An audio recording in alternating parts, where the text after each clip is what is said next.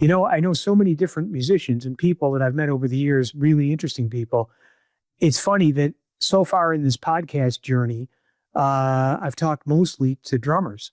The first person I talked to for the podcast was my old friend Russ Gold, who I met at Berkeley and has been a friend for years and years and years. And next week, I'm talking with my friend John Bates, who's a great drummer. And he was the manager at Chiaroscuro Records when I was there. I know some other drummers that I'm going to bring on too. And it's not planned, but drummers are just sort of becoming a whole separate category of musicians that I'm talking to. Which brings me to my guest today. Eric Montzka is the drummer that I've worked with for over 20 years at the Green Mill in Chicago. And you'll hear the story about how we met and how he came on the gig in the podcast. But he's an amazing drummer, and he also plays many different styles of music, music that I don't even have a lot in common with, really hardcore metal stuff and Rush and bands like that. And he's got great takes on music today and how it's different from how it used to be. And he's a really funny guy. So I hope you enjoy my talk with Eric Montzka. So today on the Stereo Image, I'm lucky enough to be talking to the great Eric Montzka. Certainly the first call, in my opinion, drummer in Chicago. And he's comfortable with a million different styles and loves a lot of different music. So I'm really excited to have him on the show. Hello, Eric. Hey, thanks for having me. Well, it's a pleasure. You're only the second actual working musician I've talked to so far. I've been talking to a bunch of people that, are creative people that have music, what kind of music they like to listen to and things like that. So you being an actual professional is a different tactic. What are you up to these days right now? I mean, besides guest starring at the Green Mill with people like me where you make me sound good. Besides playing with you once a year. Yeah. That's pretty much it. That's it? Yeah, one gig? That's enough. Probably should have told you that before you booked me. No, I like that. So I play, I play in the wedding bands several Saturdays, and I'm with the group Brian Gephardt Quartet, who I play with him once a month at a brewery in Skokie. And I play with Karen Allison once weekends per year, just like I do with you at the Mill. I have a weekend with you and a weekend with Karen, and that's most of my Green Mill stuff. And then just whatever else comes along. So mostly either jazz or it's wedding band. But you listen to a lot of different styles, right? Yeah. I don't know how far you go into the metal stuff.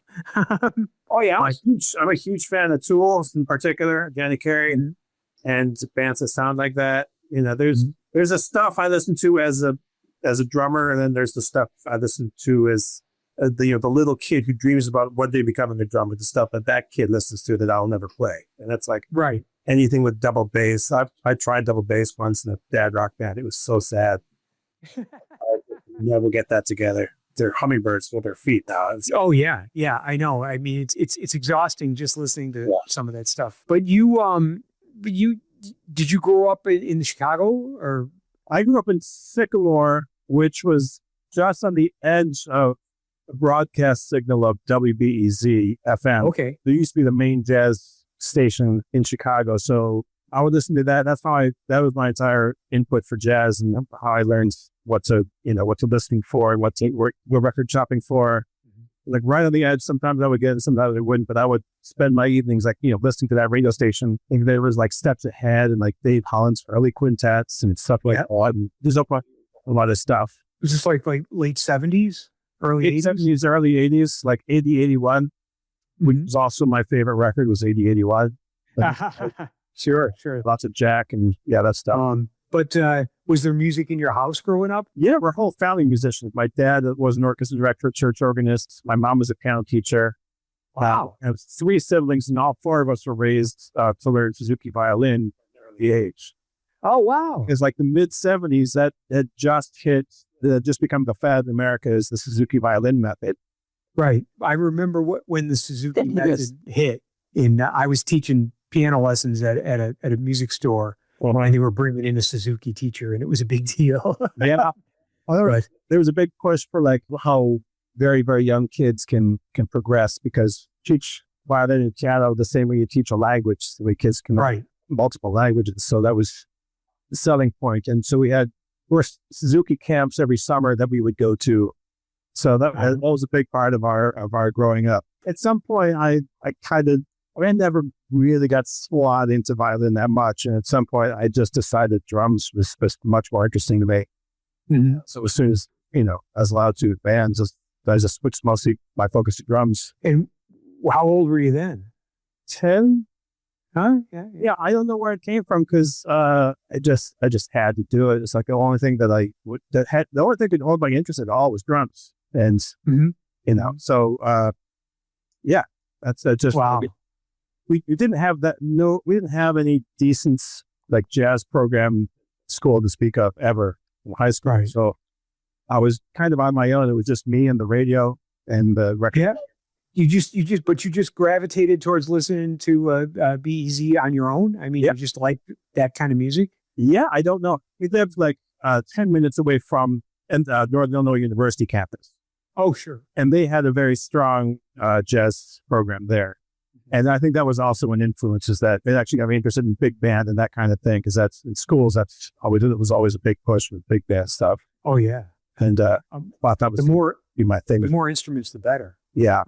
I'm just thinking, I'm sure it sounds like you were listening to jazz, but also you were listening to rock and roll and everything else at the same time. Oh, Rush, right then.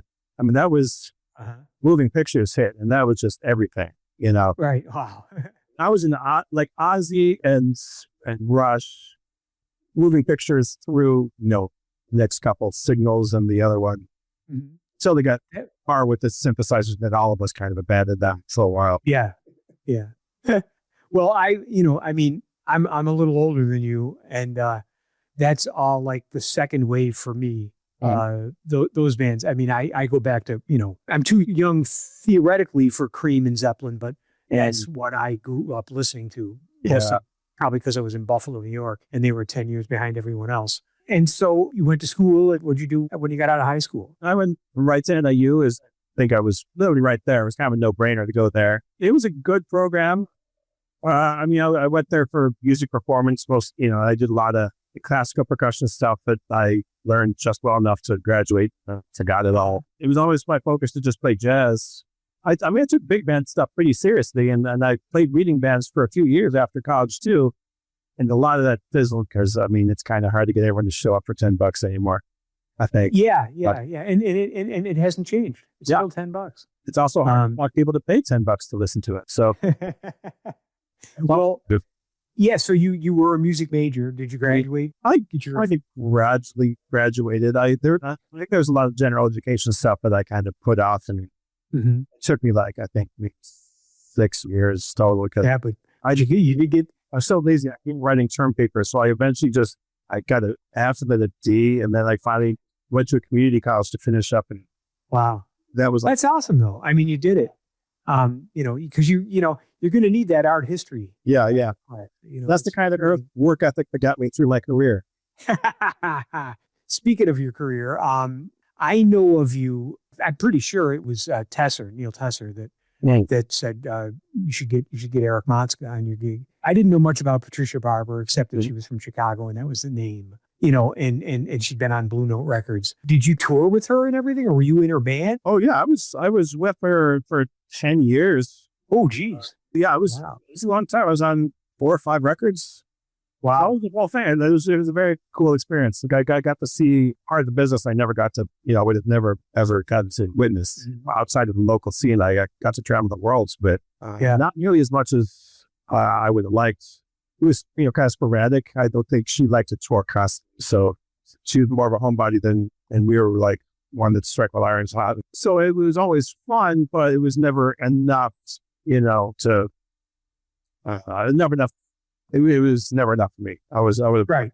I could have stayed on the road all the time. Right. It's just a cool thing to travel. I got to do, it was very 2011. So I did get to witness it get kind of crappy, but it was a good experience. Yeah. Well, it's good when the podcast host doesn't even know that you've been on 5 of her records. Well,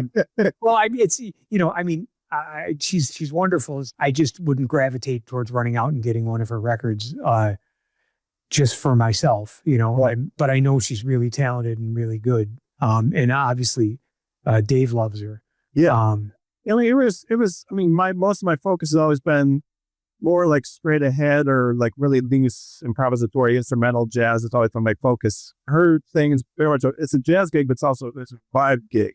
And so you're always, as long as you create within the vibe that she creates herself, that works for that group. So it was, I think as a band, the four of us that we had particular vibe, and that's what responded to most.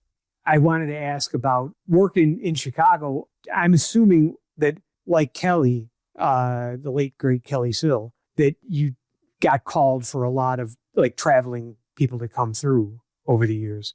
Not that much here and there.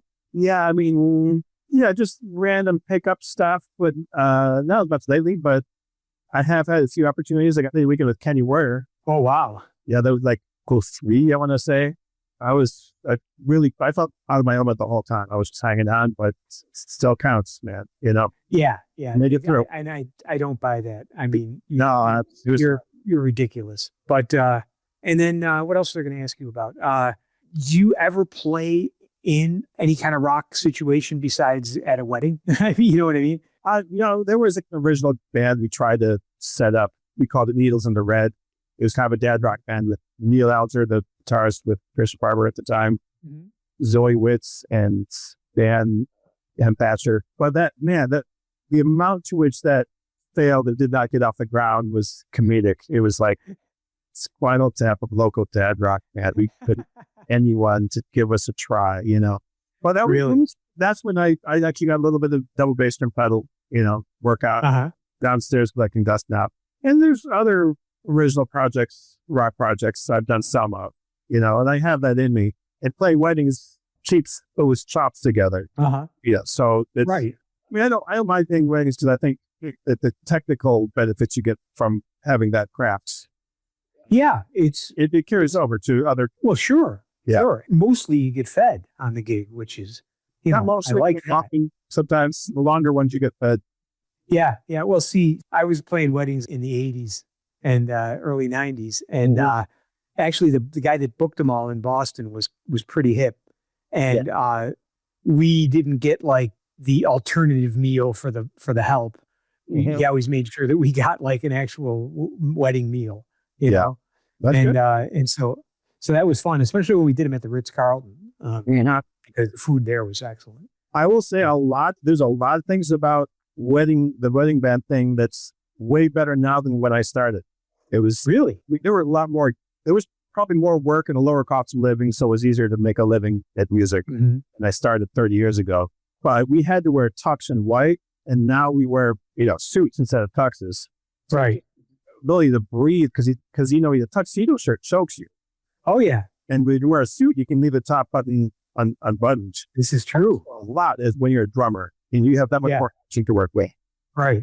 Generally, we don't get beverages. It's almost always like, I wouldn't say almost always, but often it is either a guest meal or it's a really decent like hot plate where they have and chicken, Yeah. Now we're getting into the nitty gritty of what really counts. This is what the music business really is. I warmed up to the main topic. Yeah. I don't know if I've talked about this with anyone on the podcast, but I was a huge fan of this guy, Dave McKenna in Boston. And when I got out of Berkeley, I wound up subbing in the summers for him at the Copley Plaza and got to play with all my heroes.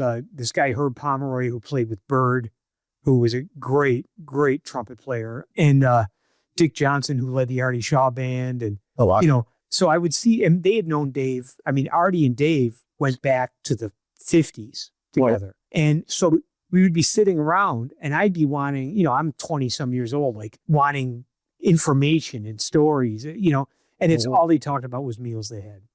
You know what I mean? He'd say, that diner in Westbury, Connecticut. Oh my God, the mashed potatoes were unbelievable. Yeah. And Dave, Dave says, oh yeah, there's a place they have a great white pizza. I'd play the gig just to get the pizza, And I'm sitting there going, oh, well, what about what was it like when you met Art Tatum, Dave? Oh yeah, nice guy. Yeah. Stood on the side of the stage. He was nice.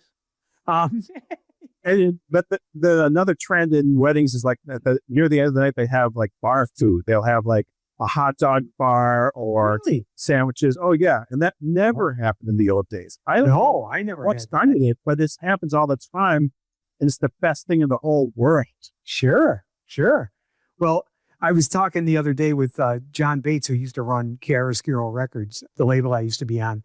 And he basically made his whole life work in weddings in like upstate New York and not upstate New York, but New York and around Manhattan and then in the summers, Martha's Vineyard. Mm-hmm. And he was, 30 years ago, he said he was making 6 figures a year, you know? Yeah.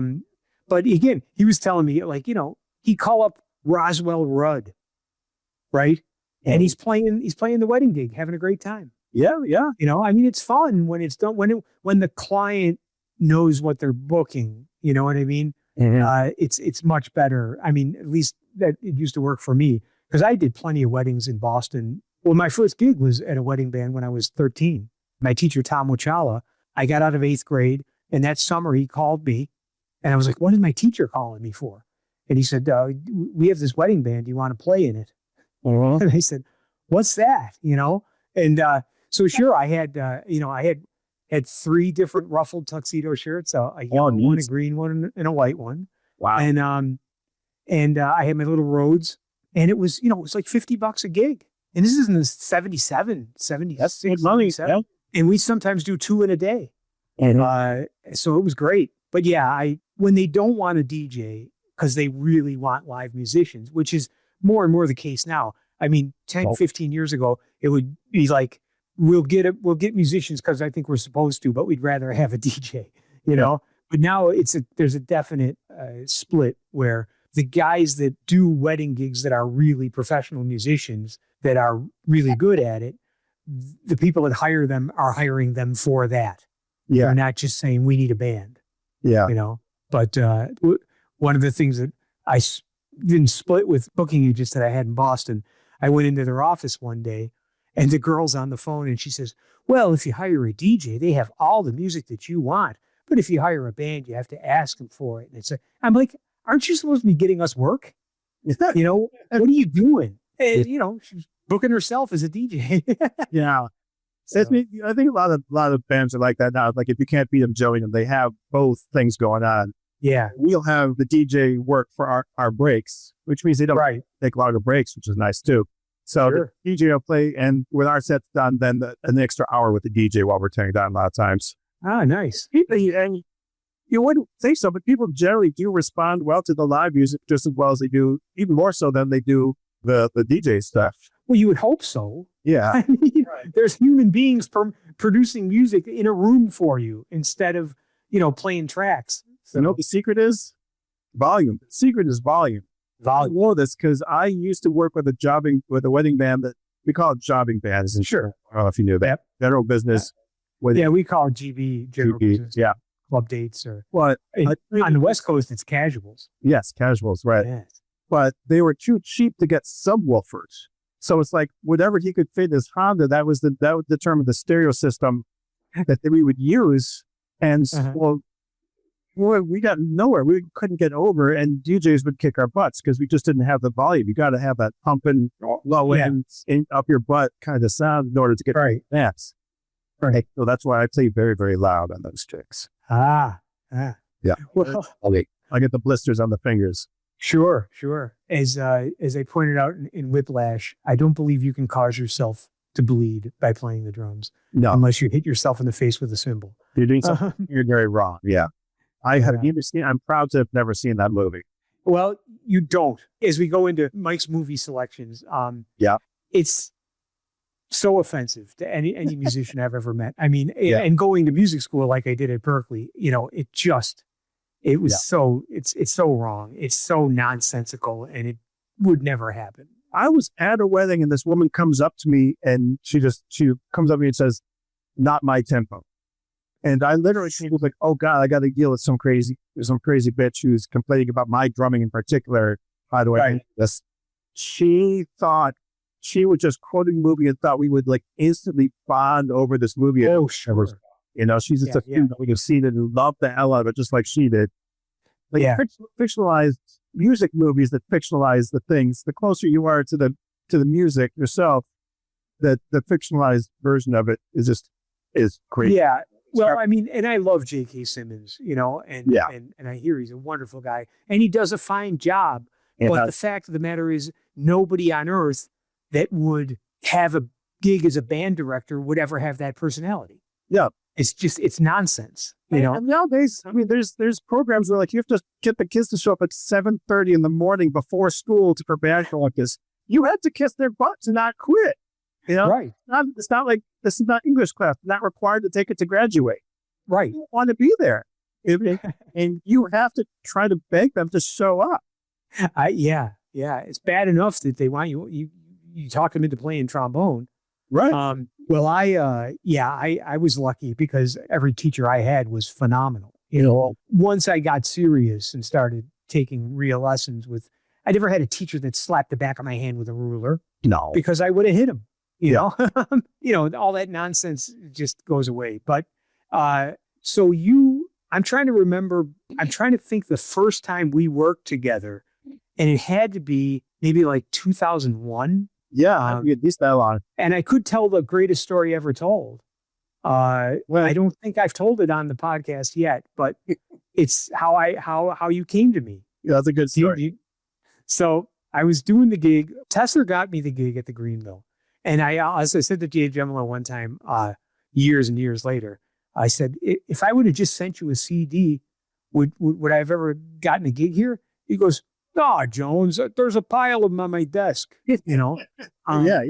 I met Tesser on a jazz cruise and we hung out and had a great time. And he said, "You got to play the Mill." And I said, "Sure. I got to play Carnegie Hall too. Why don't you just make that happen?" Sure enough, I get a call one day and it's Gemolo. He said, "Hey, Jones, this is Dave Gemolo from the Green Mill." And he called you. I said, "Yeah." And I said, "Yeah." He says, "Yeah, Tesser said I should give you a gig because you're really good." And so that was the beginning. It was like 99 and so I went in. It was a drummer who shall remain nameless, who's a wonderful guy. Yes. And I think it was Larry Gray on bass the first couple times I did the gig. Okay. And I love Larry's playing, as you know. One thing led to another, and I did it. I guess Larry couldn't make it, and he sent in Kelly Sill. And I instantly bonded with Kelly with his sense of humor and his personality. And he was the sweetest guy. And he was like entertaining my 85-year-old dad, who would come in to see me play.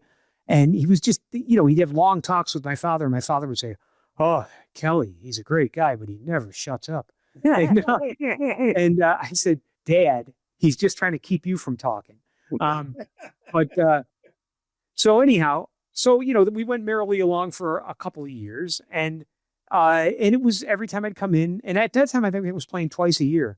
Wow. And the drummer was great. And one night I go in on a Friday night, and he's wincing and he's walking around, and I say, "What's the matter?" And he said, "Something wrong with my leg. It's all fucked up. My leg's bothering me really bad. I don't know what's going on." And I said, "Oh, Jesus." So we played the gig, and then I don't know, it was early, maybe 8:00, 8:30 on Saturday morning. I get a phone call, and it's him, and he's in the hospital. Yeah. And he says, "Hey, I can't make the gig tonight, and I'm so sad about it. It's killing me that I can't make the gig. And it's just unbelievable. I love playing with you so much. And I'm sending this guy, this Eric Montzka. He's a monster player. He's just the best player. And I know that if you use him, you're never going to call me again." And I said to him, in all sincerity, I said, "Well, don't worry about any of that. Just get better." And he said, "As a drummer?" And I'm telling you, I laughed. I think when I told that story to Penn, he didn't stop laughing for 5 minutes. And I've told it on his podcast because it is just a brilliant thing. You have the second post side.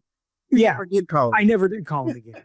Because you came on the gig and you killed it. And again, he's a wonderful guy and a fine drummer. But he's playing a lot. He's playing all around town. He's doing good. I'm so glad because he violated the first rule, man. If you have a decent gig, you never sub out. You show dead. let me say this. You only know two drummers in town.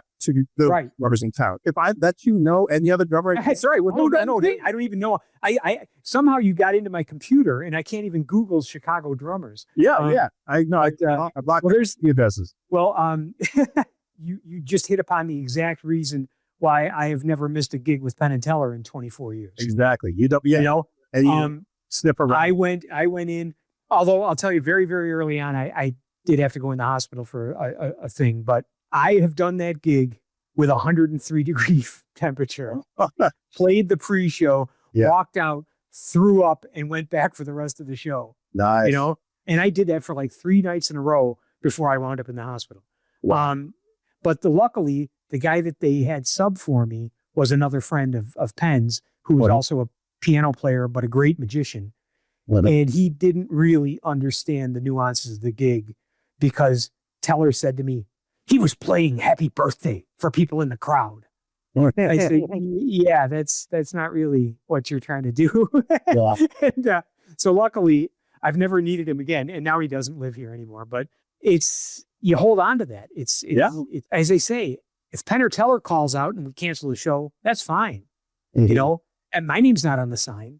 They're not going to cancel the show because Jonesy can't make it, you know? Right. But anyhow, so it had to be early 2000s. And the scene was different even back then. I mean, it's 20 years ago now. But, you know, I mean, the mill was more touristy than jazz listener when I first started doing it.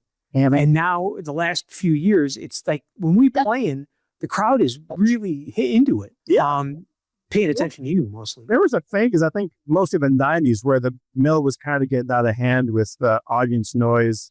It was a trendy place to be. The jump jazz cigar smoking crowd. Oh, yeah. Was getting in there. And I mean, that was huge in the 90s. And and this cigar smelled. I mean, it was brutal.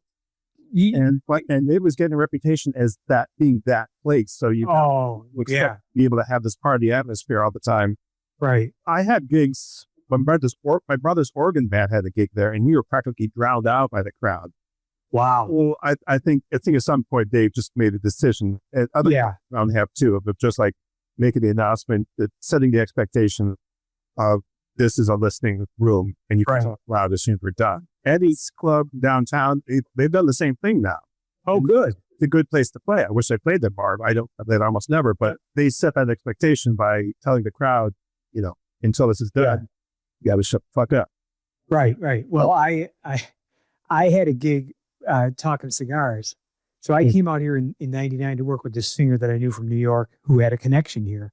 And we were, the agent told us that we were going to open the Paris Hotel, which was opening that August. Whoa. And he had gotten us this gig for like insane money, $5,000 a week and a free apartment. Right. Yeah.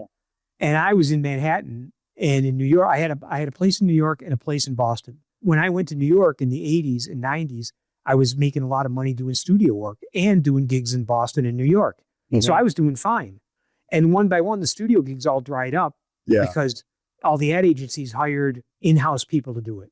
And then because of, I've had this talk with a lot of people too, but you know, what stopped live? I mean, when I was a kid, you went out to a fancy restaurant, there was a piano player or there was a harp player, or you got dressed up and you went out to dinner. Mm-hmm. You went to the Copley Plaza in Boston. If you didn't have a jacket on, you couldn't get into the Plaza Bar to hear Dave McKenna. Right. You know, it just eroded and eroded and eroded. And by the time I left New York in 99, in Boston, they were down to there was at one time something like 63 places with live music from 5 to 9 and 9 to 1. Mm-hmm. Every hotel had at least a lounge and a restaurant. And every place there was, 60 some places. By the time I left and moved out here in 99, it was down to about 8.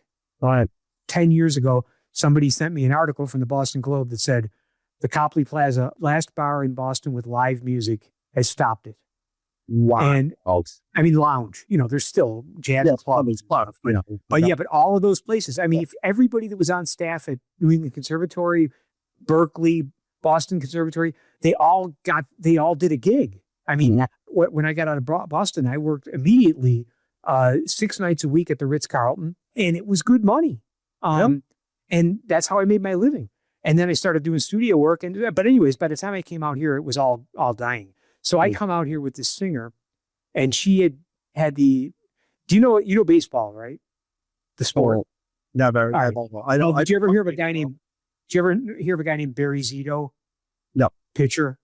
It was Cy Young Award-winning pitcher for the Oakland A's. I'm sorry, I don't know. Okay, no, it's all right. His father was Joe Zito. Joe Zito and this other guy, who I can't remember his name right now, they brought Elvis to the International out here in Las Vegas in 1960, whatever, 9 or whatever it was. Wow. The drummer, what was his name? I can't think of it, but I'll have to look it up. But the drummer was Louis Prima's drummer out here. Oh, wow. And he and Joe Zito started this agency, and they had a couple of big rooms in town, and they ran the town. Wow. And this singer that I came out here with worked with him in the 70s when he was booking big shows. Hey. And so he heard us and he said, "Oh, I'll get you this gig, but I'm retired. Talk to my old partner. He's still doing it." Mm-hmm. And we talked to him. It's a good thing I can't remember his name because I'm going to talk about what a horrible piece of shit he was. Mm-hmm. But I moved across the country and he never signed the contract that he said he signed. So there was no gig when I got here. So I got a gig. This is why it all ties back. I tend to go on tangents. The first gig I had here was at a place called Napoleon's in the Paris, and it was a cigar bar. Dang.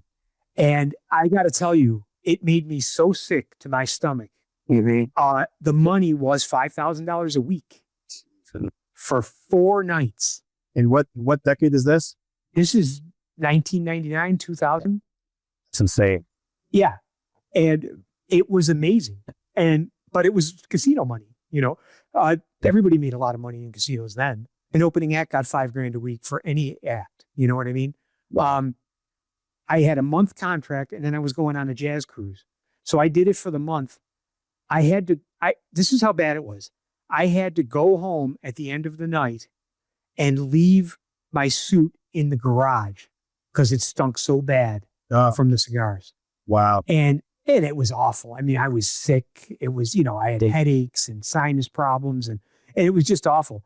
And so when I got back from the cruise, they're like, "Do you want to go back in there?" And I said, "No, thanks. I can't do it to myself." Wow. And but yeah, I'm glad. Well, I mean, when I first started playing the mill, of course, I think they still allowed smoking in there. Yeah, I think it was only. When I started playing with Patricia Barber, like 97, 98.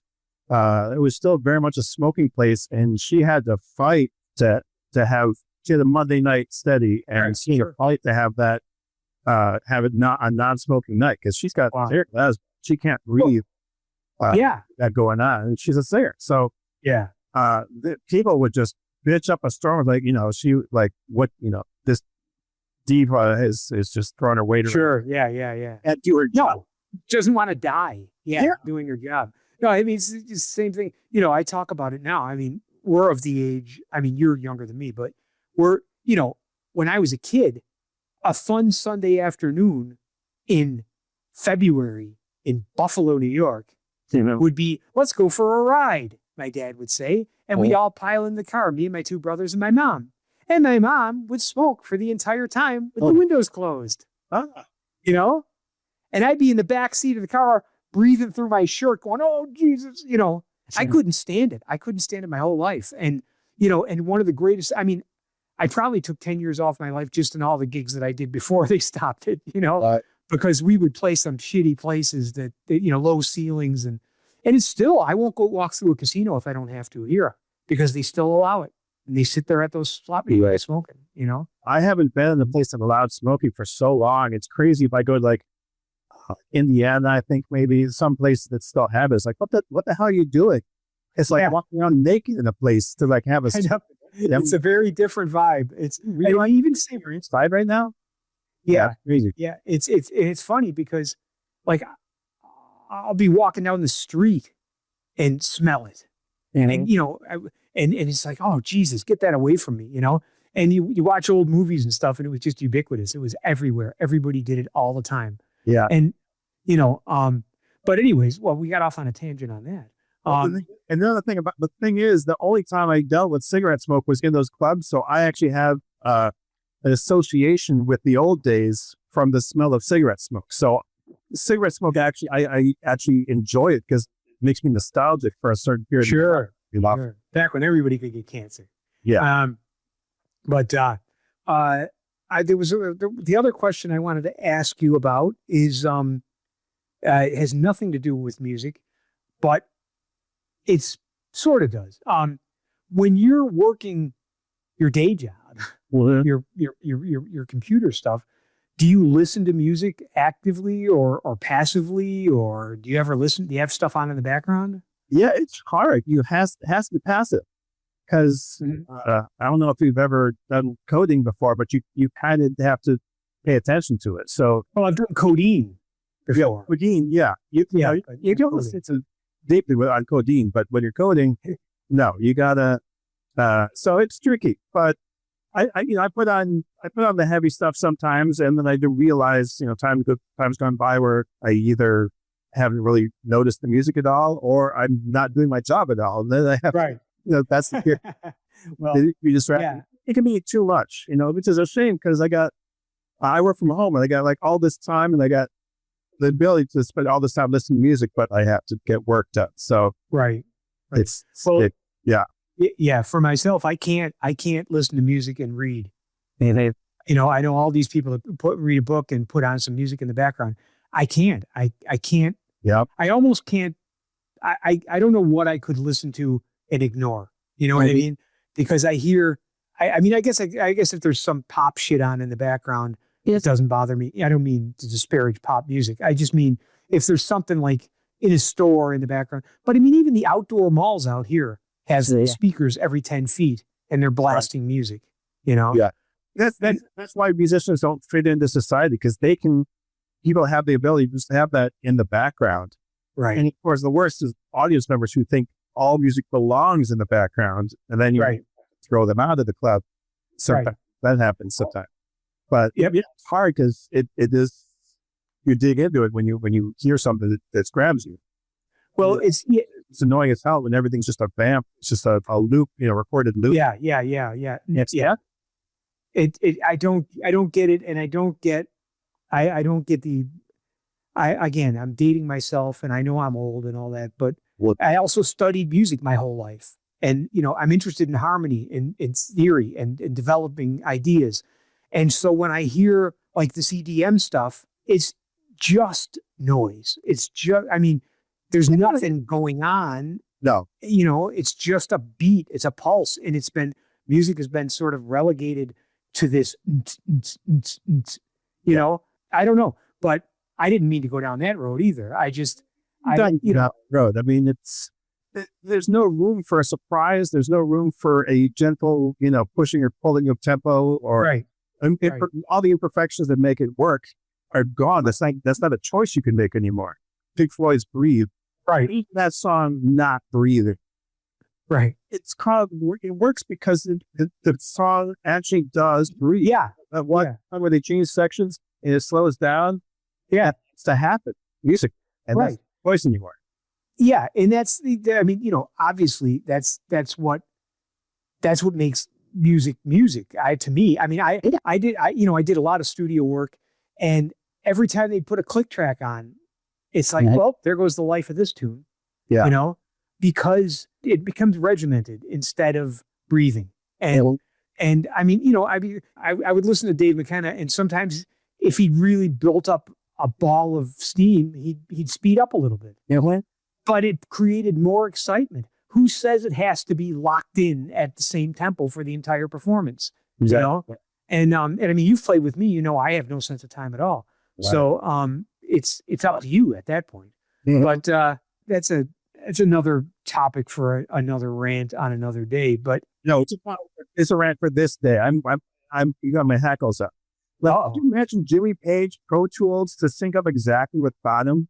Right.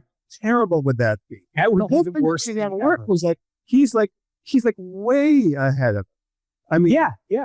I think that is what Fareed Hawk about Black Dog. He's like, man, you can't even notate Black Dog. And like, well, you can though, because what the Black Dog is like it's really all just in 4/4, but Page is so uncomfortable with the line that he's way on top of it. Right. And Quantum is fighting him to hold it back. So it sounds like something else, but it's really just straight 4/4 with a real battle going on, and that's right.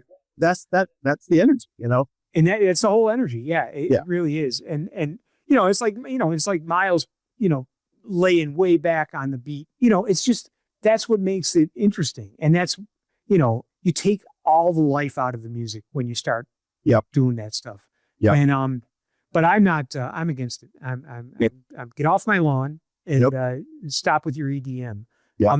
And what's amazing is, as they say, these festivals out here at the racetrack with 150,000 people. Steve Martin wrote maybe 10 years ago, 15 years ago, on Twitter. He wrote back when it was Twitter. He wrote, "I really like the way this guy presses play on his iPod as opposed to the way this guy presses play on his iPod." Yeah. And I mean, that sums it up, Yeah. And now they're starting, somebody just told me this horrific story that they're saying live music and is a DJ at a club. No, I some of the EDM artists actually do have all that stuff pre-made. And so you put around with headphones and pretending, when it does happen. So it's all about image, which, I mean, the music industry has always been about image. But to be all about image and literally take the sounds out, I mean, that's insane. Yeah. No, it's a different world. I mean, it's so different. I mean, again, I thought you got really good, you got on a record label and you toured and you made a living. Well, and all that's gone now. Yeah. I mean, you can't get on a record label because there's no A&R. There's, I guess if you get enough YouTube followers, you can be a multimillionaire. But it's a different world for me. I don't like that having to do stuff outside of music in order to get attention for your music. Like you have to have like a presence for everyone that's doing goofy comedy bits just to get your stuff. That's a little thing. Seems unusual. Yeah, it just takes away. I mean, I talk about with other people. I talk about there's certainly young musicians that are serious and want to study the music and play it. I mean, there's a thing, this Las Vegas Academy out here.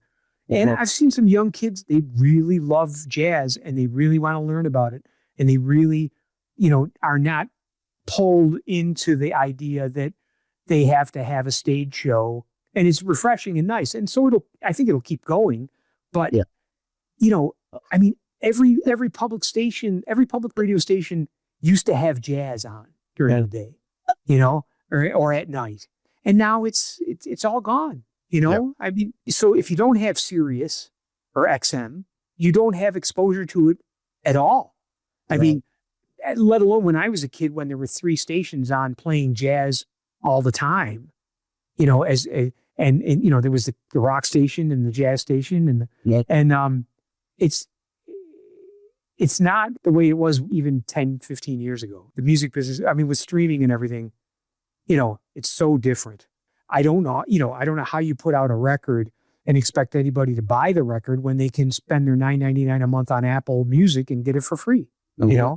I don't know how that works. I don't know but suffice it to say, I'm going to keep playing the damn shit because I like it. Yeah. And I mean, Chicago is there's so much talent here still, and there's so many people still doing it, and there's still a handful of main clubs and just other corners of the world that you can play. We are the cockroaches of the music industry. We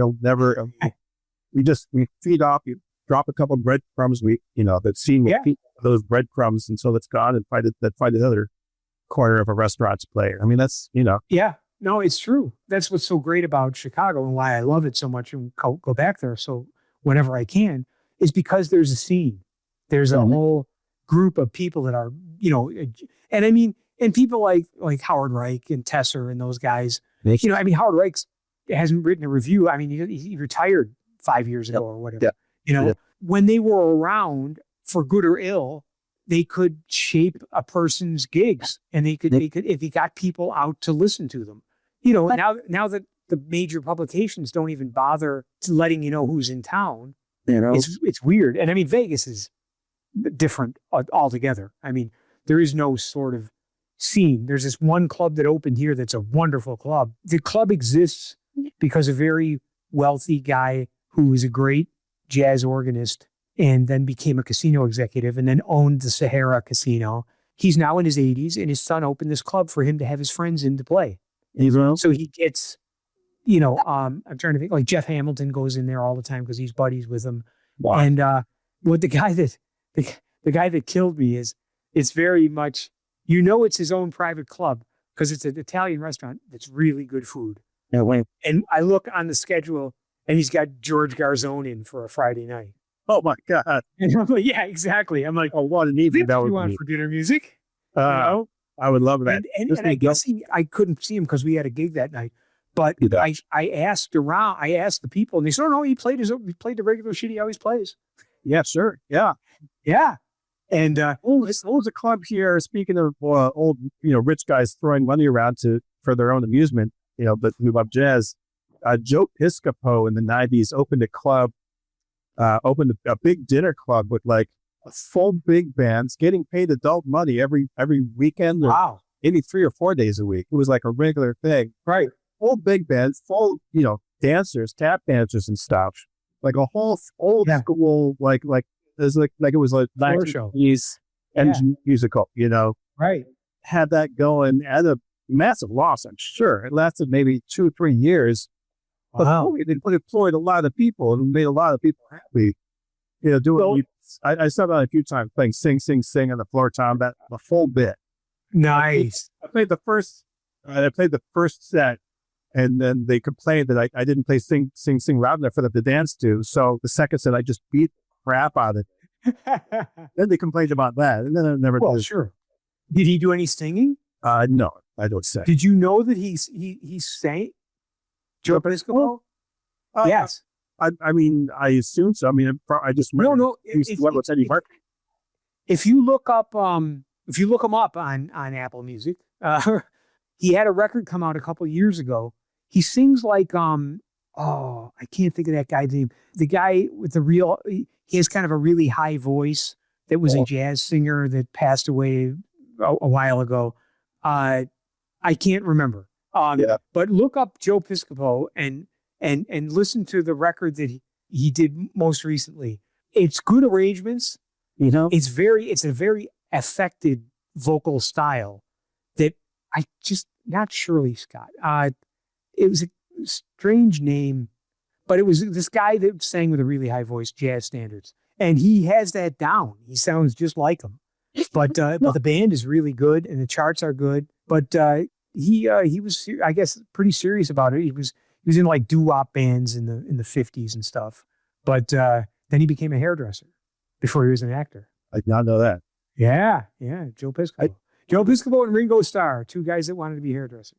Well, anyways, what else do you have coming up that's exciting that we can promoting a solo album or anything? In September, I'm playing with them. Wait, no, that's not happening. No, that was canceled. No, that was the one thing I was looking forward to in my life. I'm sorry. We're working on that. That has kept me going through the hard times, and now it's not. I know. How do you think I felt? It's the one gig a year I get to play with real musicians. I know. Nothing. I got this monthly gig, and playing weddings and random stuff comes up. Yeah. Well, I'm working on December, whatever it is, 12th and 13th or 11th and 12th.